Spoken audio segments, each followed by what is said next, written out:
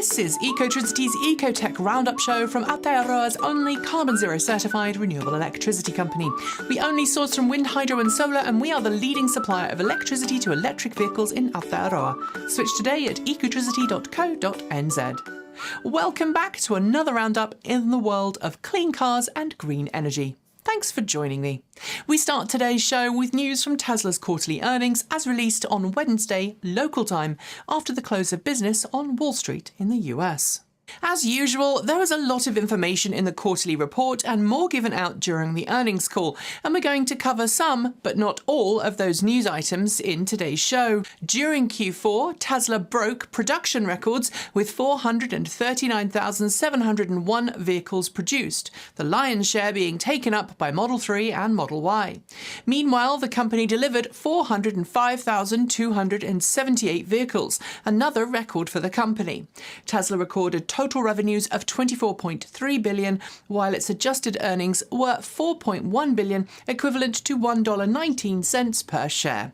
We'll cover more from Tesla's earnings call later in the show. Solar electric vehicle company Lightyear seemed to finish 2022 on a high, with its very first vehicle, the ultra-expensive Lightyear Zero, rolling off the production line in Finland. Yet at the start of this week, things took what felt like a sudden turn for the worst when the company announced that it would cease production of the Lightyear Zero in order to focus on production of its more affordable Lightyear 2. At the same time, it said it submitted bankruptcy proceedings to a Dutch court with respect to Atlas Technologies BV, its operating company responsible for production of Lightyear Zero.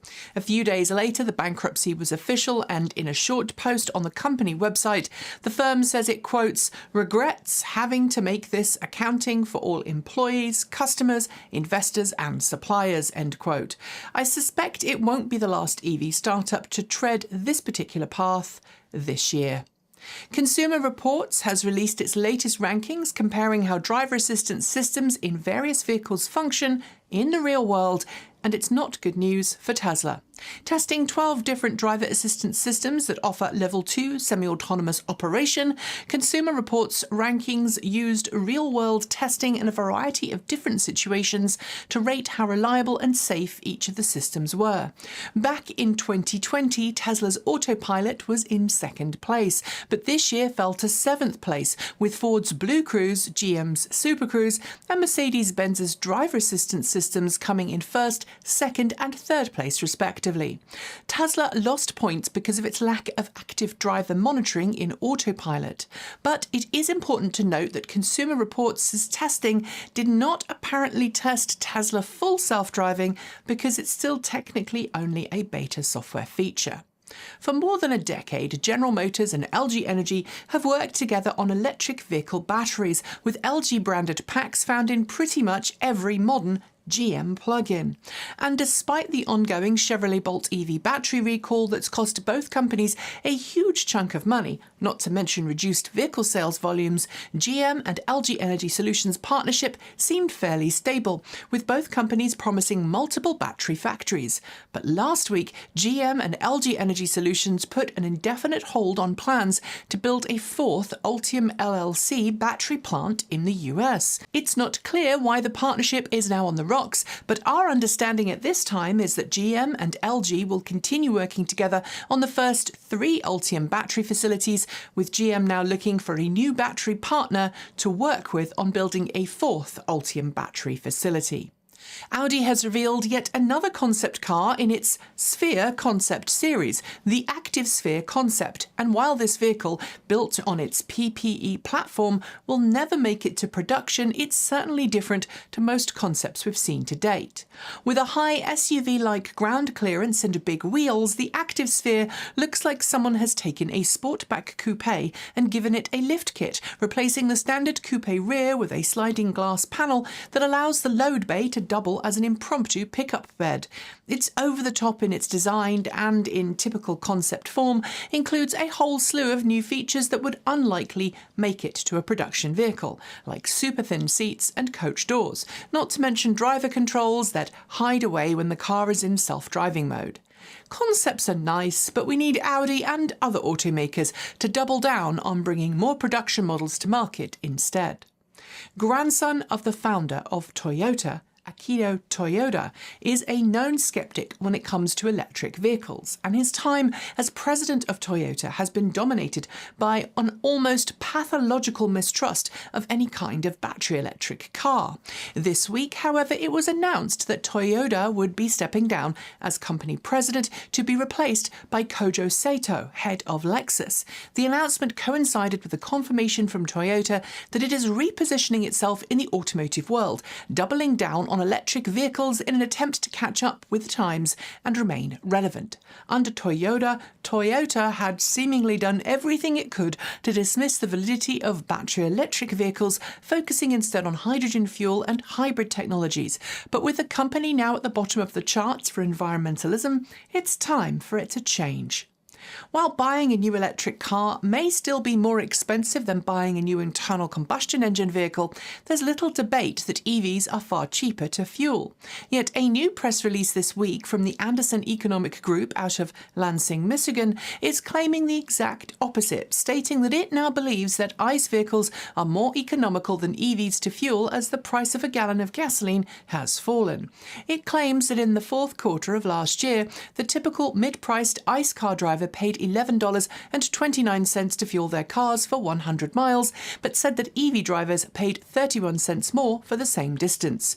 Of course, the devil is in the detail here, and a cursory look at the press release makes us smell a rat or two, or maybe even three, so we're going to be doing a deep dive into this in the not too distant future. Watch this space. We're back to Tesla's quarterly earnings call for this next story, and the way in which Elon Musk replied to a question about his actions at Twitter. As we've said before, we've tried to differentiate between Elon Musk, the CEO of Tesla, and Elon Musk, the owner of Twitter, but during Wednesday's earnings call, many investors, citing recent polls showing a decline in favourability among the general public when it came to Tesla, asked Musk how he planned to mitigate any brand damage as a consequence of his recent behaviour with regard to Twitter. What they got instead was something of a flex from Musk, who stated that, quote, "I got 127 million followers and it continues to grow rapidly. That suggests that I'm reasonably popular," end quote. He added, quote, "I have the most interacted social account maybe in the world," end quote. But I'm not entirely sure that is exactly what the investors meant.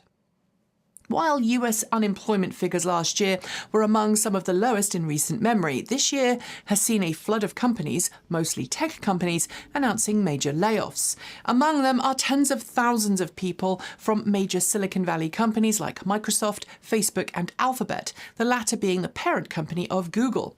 Earlier this month, the software behemoth cut a massive 6% of its US workforce, totaling 12,000 employees. And this week, we've learned that some of those are at Alphabet's autonomous vehicle company, Waymo. While the losses are being described by Waymo as, quote, "a limited number of roles," end quote, reporting from TechCrunch suggests that everyone from engineers through to fleet and vehicle technicians were handed pink slips. Our best wishes go out to anyone affected by these job cuts. We're back to Tesla again for this story, one that specifically focuses on Tesla's new fourth-generation autonomous vehicle hardware. Tesla confirmed on Wednesday during its earnings call that its fourth-generation autonomous vehicle system would be introduced into the Cybertruck when it begins production. The most advanced Tesla autonomous hardware to date, it will likely also end up in Tesla's next-generation vehicle platform and its robotaxi, details of which we'll hear more on in the future. But during the Q&A after, Elon Musk put to bed one hope that many Tesla fans had previously held, namely that it would make it possible for owners of third-generation Autopilot vehicles to pay to upgrade to fourth-generation hardware. Musk said doing so would be economically unfeasible to achieve, but he noted that Hardware 3 vehicles would be able to do much of what's planned for FSD. Before we get to the last two stories, a quick question. Are you in the market for a new electric car? If you are and you live in Aotearoa, you should totally check out our very own buyer's guide at ecotricity.co.nz. It is packed with all the information you need to pick a car that's right for you and includes tons of details about incentives you can get, charging providers you can use, and of course how to get clean energy at home. So follow the link below and start your journey today. GM has been pretty eager in the last 2 years to tell everyone about its planned investment into the electric vehicle world, even though it's no longer available in Aotearoa, and it has invested a huge chunk of cash into building new electric cars. But this week, it was marking continued investment into internal combustion engine vehicles too, investing nearly $1 billion into 4 facilities where it plans on producing both V8 engines and electric vehicle components. In total, of the $918 million earmarked, just $64 million will go towards EV parts, making us wonder exactly what's going on. But as Ecotricity points out, the company is investing over $35 billion in the next 2 years on EV production alone. So this V8 investment is still a small splash in the bucket in comparison.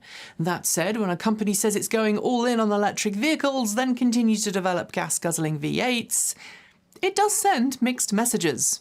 And finally, as more and more countries around the world sign legislation designed to end the sale of new internal combustion engine vehicles, EVs are destined to become the norm for many. And in the past few years, we've seen more and more automakers offer up the idea of offering bespoke conversion services to owners of vintage internal combustion engine cars, allowing customers with those vehicles the chance to continue driving those older cars long after internal combustion engines become frowned on.